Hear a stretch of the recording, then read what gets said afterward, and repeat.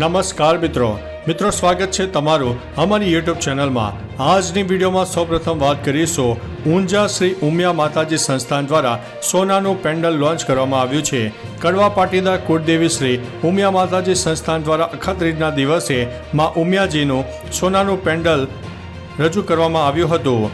ઊંઝા શ્રી ઉમિયા માતાજીના મંદિરે વર્ષ દહાડે મોટી સંખ્યામાં શ્રદ્ધાળુઓ દર્શન કરી રહ્યા હોય છે। ઉમિયા માતાજી સંસ્થાન દ્વારા અખાત્રીજના પાવન દિવસેમાં ઉમિયાનું સોનાનું પેન્ડલ પણ લોન્ચ કરવામાં આવ્યું હતું। મિત્રો, અન્ય મહત્વના સમાચારની વાત કરીએ તો ભારતે પાકિસ્તાનને મોટો ફટકો આપ્યો છે। પહેલગામ આતંકવાદી હુમલાને લઈને ભારતે મોટું પગલું ભર્યું છે। ભારતે પાકિસ્તાની નેવિગેશન સિસ્ટમને મોટો ફટકો આપ્યો છે। મળતી માહિતી પ્રમાણે ભારતે પાકિસ્તાની સેનાના વિમાનો દ્વારા ઉપયોગમાં લેવાતા ગ્લોબલ નેવિગેશન સેટેલાઇટ સિસ્ટમના સિગ્નલોને વિક્ષેપિત કરવા માટે અદ્યતન જામિંગ સિસ્ટમ તૈનાત કરી છે। તેમને પશ્ચિમી સરહદ પર તૈનાત કરવામાં આવ્યા છે। મિત્રો, અન્ય મહત્વના સમાચારની વાત કરીએ તો અમદાવાદમાં મેગા ડિમોલિશનનો ગઈકાલે ત્રીજો દિવસ હતો। અમદાવાદના ચંડોળા વિસ્તારમાં છેલ્લા 3 દિવસથી મેગા ડિમોલિશનની કામગીરી ચાલી રહી છે, જેમાં ગેરકાયદેસર વીજ જોડાણો દૂર કરાયા છે। વહેલી સવારથી એક કામ ચાલુ થઈ ગયું હતું। લલ્લા બિહારીના લગભગ 5000 વાર વિસ્તારમાં ફેલાયેલા ગેરકાયદેસર બાંધકામને તોડાયું છે। લગભગ 1000થી વધુ ગેરકાયદેસર મકાનોને તોડાયા છે અને હજુ પણ આ કામગીરી યથાવત રહેવાની છે। મિત્રો, અન્ય મહત્વના સમાચારની વાત કરીએ તો પાકિસ્તાન પાસે એટમ બોમ્બ છે તેવું મરિયમ નવાઝની ધમકી સામે આવી છે। પાકિસ્તાનના પંજાબના મુખ્યમંત્રી મરિયમ નવાઝે ભારત સાથે વધતા તણાવ વચ્ચે વિવાદાસ્પદ નિવેદન આપ્યું છે। તેમણે કહ્યું છે કે પાકિસ્તાન પાસે એટમ બોમ્બ છે। તેમણે કહ્યું છે કે પાકિસ્તાનની સેના દરેક હુમલાનો સામનો કરી શકે છે અને તેમના પિતા નવાઝ શરીફે દેશને ન્યુક્લિયર શક્તિ બનાવી હતી। ઉલ્લેખનીય છે કે આ પહેલાં પણ પાકિસ્તાનના અનેક નેતા અને સેના પ્રમુખ પણ અણુ બોમ્બની ધમકી આપી ચૂક્યા છે। મિત્રો, અન્ય મહત્વના સમાચારની વાત કરીએ તો ચંડોળાથી માત્ર 200 મીટર દૂર પોલીસ ચોકી તો પણ ઘૂસણખોરી। ચંડોળા તળાવ નજીકના વિસ્તારથી બાંગ્લાદેશી ઘૂસણખોરો પકડાયા પછી સ્થાનિકો પોલીસની ભૂમિકા પર સવાલ ઉઠાવી રહ્યા છે। માત્ર 200 મીટર દૂર પોલીસ ચોકી અને નજીક ઈસનપુર પોલીસ સ્ટેશન હોવા છતાં વર્ષો સુધી ચાલતી અનૈતિક પ્રવૃત્તિઓ, દારૂના અડ્ડા, જુગાર, આતંકી તત્વોની ગતિવિધિઓ પોલીસના ધ્યાનમાં કેમ ન આવી એ પ્રશ્ન હવે ચર્ચાનો વિષય બન્યો છે। પહેલગામ હુમલો ન થયો હોત તો? મિત્રો, અન્ય મહત્વના સમાચારની વાત કરીએ તો અમે તૈયાર છે, અમારી પરીક્ષા ન કરો તેવું પાકિસ્તાને જણાવ્યું છે। ભારત સાથે વધતા તણાવ વચ્ચે પાકિસ્તાને સોમવારે કહ્યું છે કે તેનો પહેલગામ આતંકવાદી હુમલા સાથે કોઈ સંબંધ નથી અને જો ઉશ્કેરવામાં આવશે તો કડક જવાબ અપાશે। પાકિસ્તાની સેનાના પ્રવક્તા લેફ્ટનન્ટ જનરલ અહેમદ શરીફ ચૌધરી અને વિદેશ કાર્યાલયના પ્રવક્તા શફકત અલી ખાને કહ્યું છે કે પાકિસ્તાન સંયમમાં માને છે। અમે તૈયાર છે, અમારી કસોટી ન કરો। મિત્રો, અન્ય મહત્વના સમાચારની વાત કરીએ તો કંડલા એરપોર્ટ સૌથી ગરમ રહ્યું છે। ગુજરાતમાં હાલ ગરમીનો માહોલ છે। આ વચ્ચે સૌથી વધુ 45.4 ડિગ્રી તાપમાન કંડલા એરપોર્ટ ઉપર નોંધાયું છે।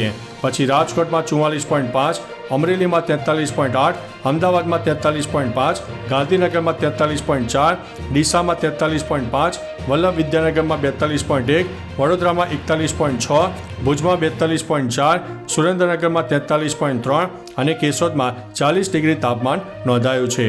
મિત્રો, અન્ય મહત્વના સમાચારની વાત કરીએ તો આતંકવાદ સામે અમેરિકાની ભારત સાથે વાત થઈ છે। યુએસ ડિપાર્ટમેન્ટ ઓફ સ્ટેટ દ્વારા જારી કરેલા એક નિવેદન અનુસાર US secretary of state Marco રૂબિયાએ આ મુશ્કેલ સમયમાં ભારતને અમેરિકાનો નજીકનો ભાગીદાર ગણાવ્યો અને આતંકવાદ સામેની લડાઈમાં બંને દેશો વચ્ચે વ્યૂહાત્મક સહયોગને વધુ મજબૂત બનાવવાની ખાતરી આપી। ઉપરાંત US secretary of state Marco રૂબિયાએ કહ્યું છે કે આતંકવાદ સામેની લડાઈમાં અમેરિકા ભારતની સાથે ઊભું છે। મિત્રો, અન્ય મહત્વના સમાચારની વાત કરીએ તો 143 મહિલા એમપી અને એમએલએ સામે કેસ। એસોસિએશન ઓફ ડેમોક્રેટિક રિફોર્મ્સે જારી કરેલા તાજેતરના રિપોર્ટ અનુસાર ભારતમાં 143 મહિલા સાંસદો અને ધારાસભ્યો સામે ગુનાહિત કેસ નોંધાયેલા છે, જે કુલ મહિલાઓના 28% છે। આમાંથી 78 મહિલા ધારાસભ્યો અને સાંસદો સામે હત્યાના પ્રયાસ, અપહરણ અને અન્ય ગંભીર ગુનાઓનો સમાવેશ થાય છે. ગોવા અને તેલંગાણામાં મહિલાઓ સામે ગુનાહિત કેસોની ટકાવારી વધુ છે. મિત્રો, અન્ય મહત્વના સમાચારની વાત કરીએ તો પાકિસ્તાનને સમુદ્રમાંથી હુમલાનો ડર છે. 25 વિમાનો ગોઠવી દીધા છે. હુમલાની આશંકા વચ્ચે પાકિસ્તાને તેના પશ્ચિમી ગ્વાદર બંદર ઉપર સુરક્ષા કડક કરી છે. પાકિસ્તાને કરાચી એરબેઝ પર ચીનમાં બનેલા 25 J-10C અને JF-17 ફાઇટર જેટ તૈનાત કર્યા છે. હુમલાની સ્થિતિમાં આ જેટ વિમાનો થોડી વારમાં બચાવ કાર્ય માટે ગ્વાદર બંદર સુધી પહોંચી શકે છે. સૂત્રોના જણાવ્યા અનુસાર પાકિસ્તાન આ સિદ્ધાંત પર કામ કરી રહ્યું છે કે ભારત સમુદ્ર દ્વારા મોટો હુમલો કરી શકે છે. મિત્રો, અન્ય મહત્વના સમાચારની વાત કરીએ તો રાજ્યમાં ભારે ગરમીનો માહોલ જામ્યો છે. હવામાન બદલવાની સંભાવના છે. અમદાવાદ અને રાજકોટમાં તાપમાન 44 ડિગ્રીએ પહોંચવાની શક્યતા છે. એપ્રિલમાં રાજકોટમાં 27 દિવસમાં 42 ડિગ્રીથી વધુ તાપમાન નોંધાયું. હવામાન નિષ્ણાતોના મતે 3 થી 6 મે દરમિયાન ઉત્તર ગુજરાત, કચ્છ અને સૌરાષ્ટ્રમાં ગાજવીજ, પવન અને કરા સાથે વરસાદની શક્યતા છે. તાત્કાલ ગરમીથી યથાવત રહેવાની છે. મિત્રો, અન્ય મહત્વના સમાચારની વાત કરીએ તો રાહુલ IPLમાં સૌથી વધુ 4 થી વધુ વિકેટ લેનાર બોલર બન્યો છે.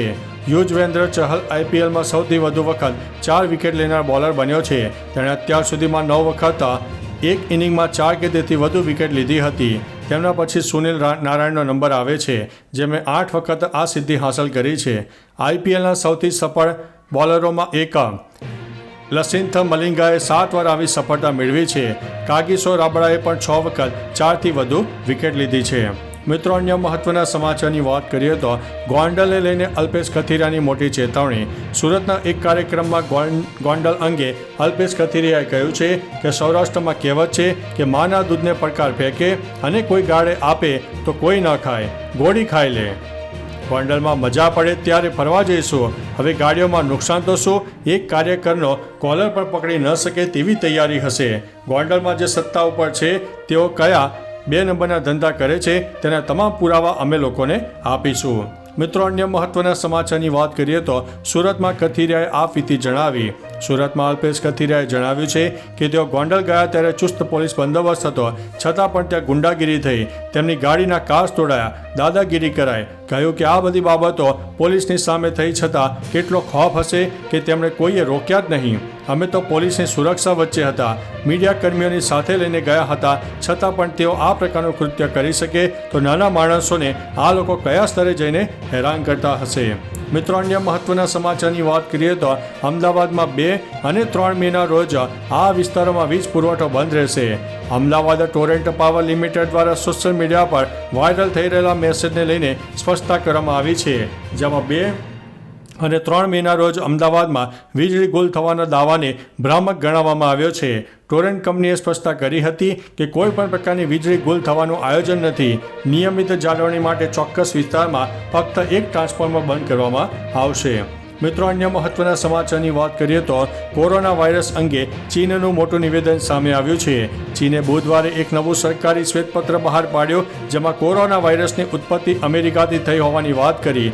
ગયા મહિને US સરકારે એક નવી વેબસાઇટ શરૂ કરી હતી, જેમાં દાવો કરવામાં આવ્યો હતો કે કોરોના વાયરસ સંભવતઃ વુહાનની એક પ્રયોગશાળામાંથી ઉદ્ભવ્યો છે. આ પછી ચીને આ શ્વેતપત્ર બહાર પાડ્યો છે. આ પહેલાં પણ અમેરિકાએ અનેક વખત આ દાવો કર્યો હતો.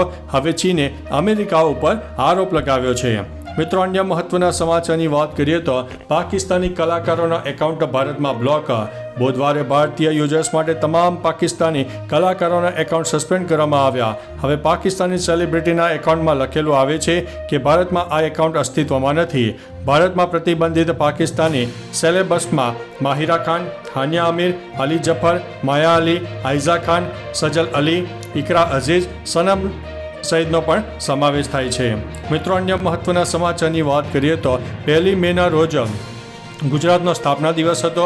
એક બાજુ ખુશીનો માહોલ હતો, ત્યારે બીજી તરફ કચ્છમાં એક હળવો ભૂકંપ આવ્યો હતો, જેની તીવ્રતા રિક્ટર સ્કેલ ઉપર 2.5ની માપવામાં આવી છે. તો ચાલો મિત્રો, ફરીથી દેશ અને દુનિયાના સુપરફાસ્ટ સમાચાર લઈને મળતા રહીશો. ત્યાં સુધી અમને રજા આપશો. નમસ્તે.